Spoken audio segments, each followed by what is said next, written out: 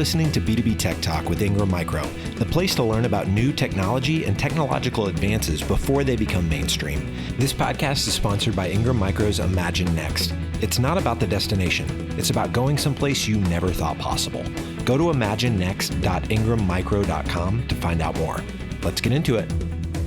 Welcome to B2B Tech Talk with Ingram Micro. I'm your host, Carrie Roberts, and my guest today is Chris Bugler, a senior digital producer at Ingram Micro. Welcome, Chris. Thanks for being here today. Yeah, thank you for having me. So Ingram offers a lot of different services for its partners, and a large piece of what they help with is marketing. And one of those things is email marketing, and email marketing has been around for a while. Why do you think it's worked, and how has it evolved over the years? Yeah, sure. I mean, I think emails works because email is one of the most personal marketing tools that we have in our arsenal. I think unlike other paid media, users actually opt into email or choose to receive email, and that makes it really effective in marketing and communication. You know, I think most of us, you really can't live without email if you think about it. If you're going to sign up for an online account like Nordstrom or Target, or even a new bank account, those are going to require an email. So it's not even optional. So most all of us in the modern world, you know, we have to have an email address. And I think that makes it a great marketing tool as well. I think for us, you know, the email senders, it's an opportunity then to respond and have a one-to-one conversation with those email recipients. And that's really the beauty of it. I think on the kind of the evolution side of it, you know, email clients like Google's Gmail, they've really changed a lot. You know, Gmail, I think, accounts for about a third of all email inboxes now, and that's followed by Apple iPhone is number 2. So that's been a huge evolution, just the email clients. Also, mobile, you know, mobile-friendly email continues to be super important in the email space.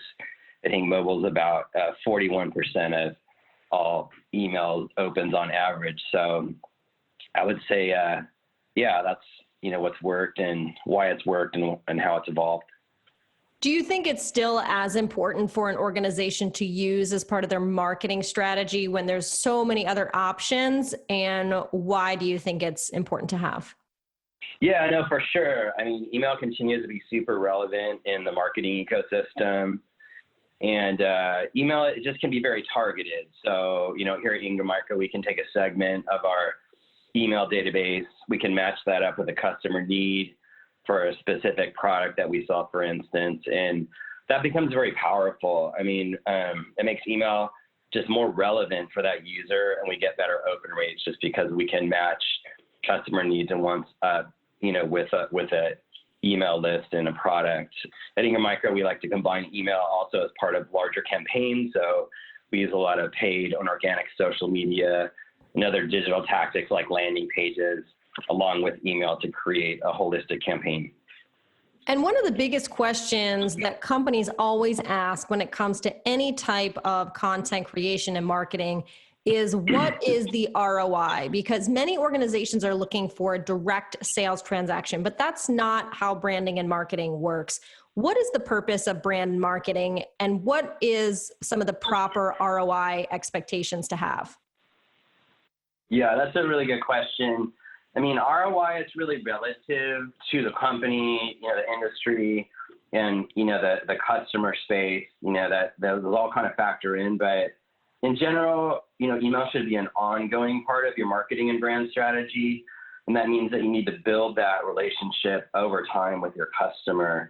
So you're going to need to gather data on your customers' behaviors, wants, and needs. And that's when email becomes really relevant as a brand building and sales conversion tool.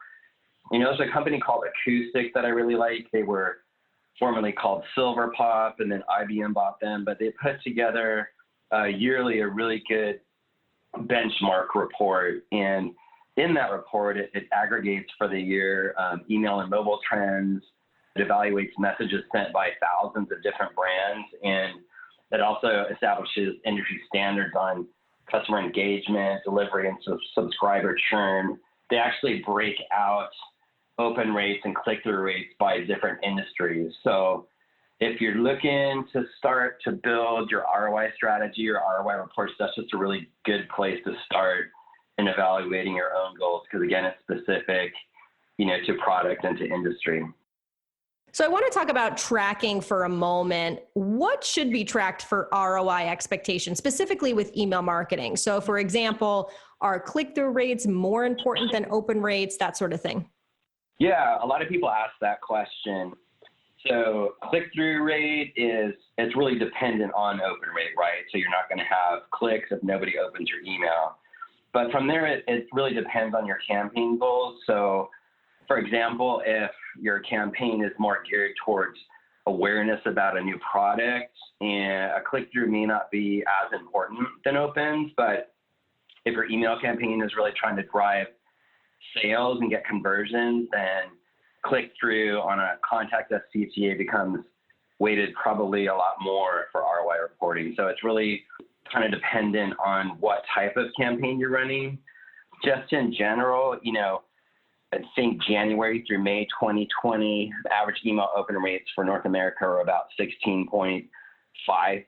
That was from the Acoustic Benchmark report. But really, they say average is the new bottom, meaning that you kind of have to start with that and then use that as a baseline to grow your email open rates, and click-through rates. So it's just going to vary greatly depending on industry and product.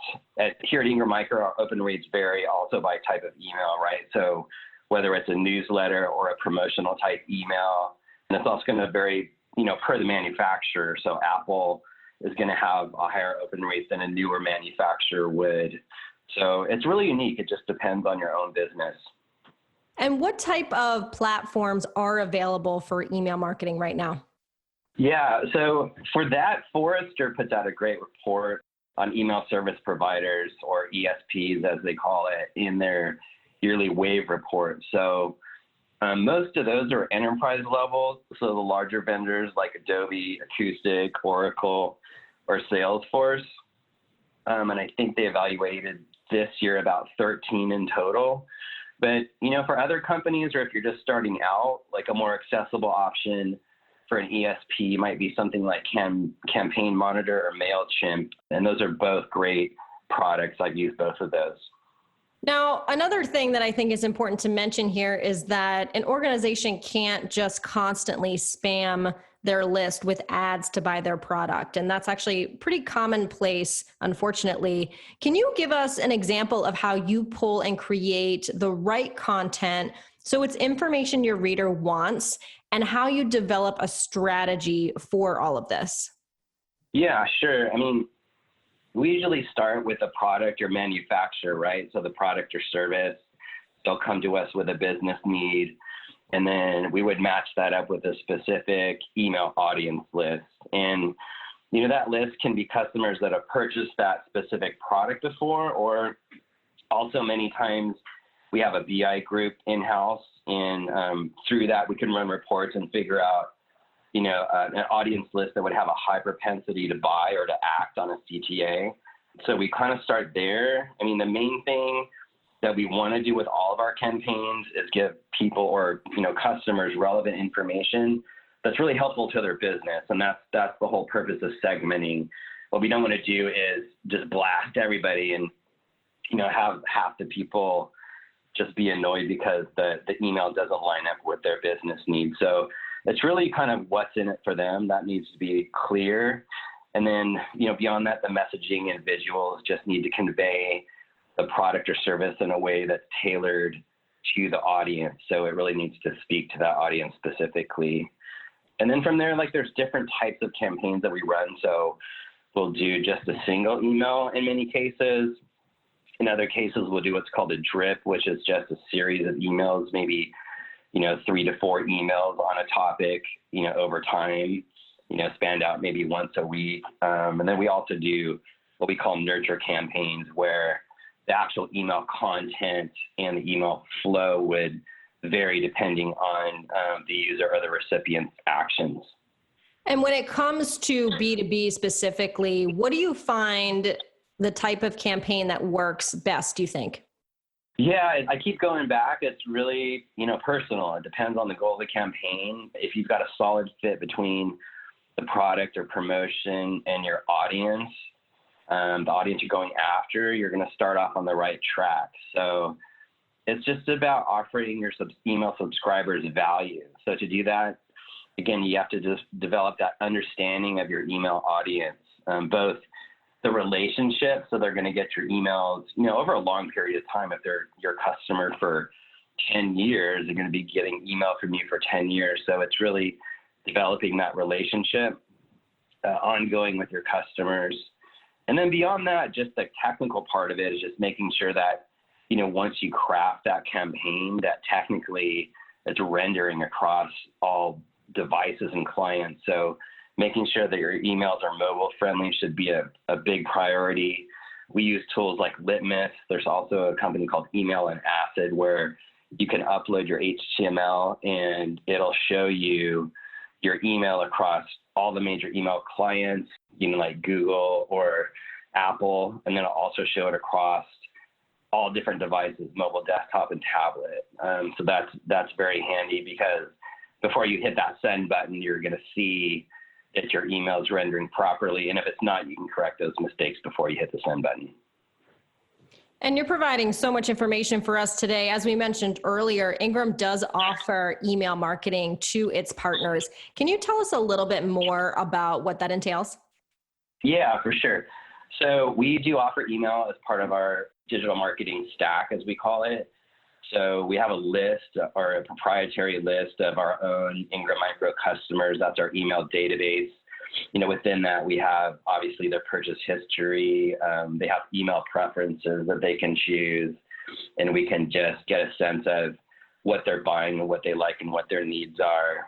We also offer them a very clear way within every email to either opt out if they're just don't want email. Some customers just don't want to get email, but they can also change their preferences. They can change email as far as how many they get or timing and things like that. So we try to make it as customized for them as possible.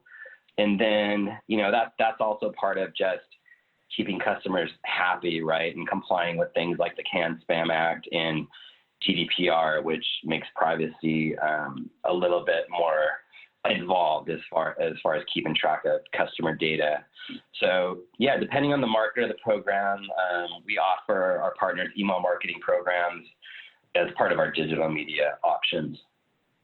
Now, Chris, we always ask on this show about technology as a whole, but I want to ask you specifically, when you think of email marketing technology, where do you see it going within the next year?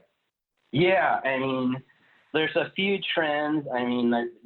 The top three, just for me, I would say interactive email is becoming more prevalent. So use of things like animated GIFs or motion within the email, adding video content to the email, interactive things where a recipient can actually take a quiz or add items to a shopping cart within that email. Those are all things in the kind of interactive email space, and those really can boost your click-through rates right after they receive the email.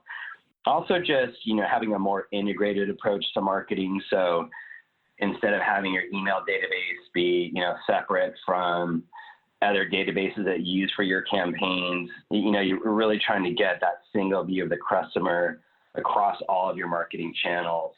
That's really becoming, it's becoming mandatory. It's really not optional anymore. And most companies aren't all the way there, but everybody's trying to get to that place where it's more seamless.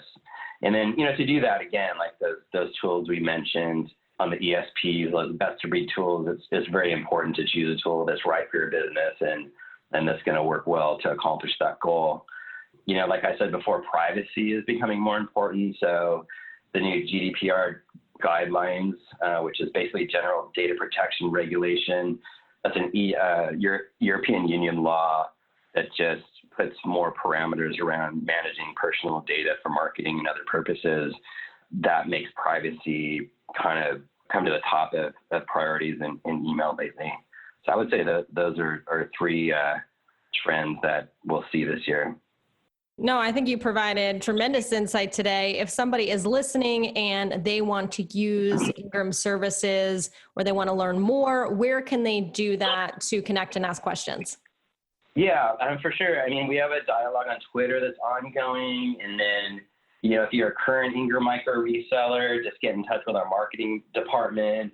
If you're not a current Ingram Micro reseller, then, you can sign up and become part of our marketing system.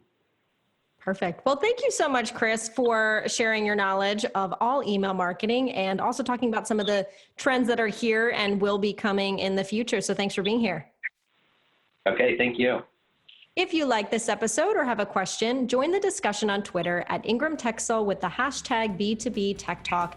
Thank you for tuning in and subscribing to B2B Tech Talk with Ingram Micro. You've been listening to B2B Tech Talk with Ingram Micro, hosted by Carrie Roberts. This episode was sponsored by Ingram Micro's Imagine Next. B2B Tech Talk is a joint production with Sweetfish Media and Ingram Micro. Ingram Micro production handled by Laura Burton and Christine Fan. To not miss an episode, subscribe today on your favorite podcast platform.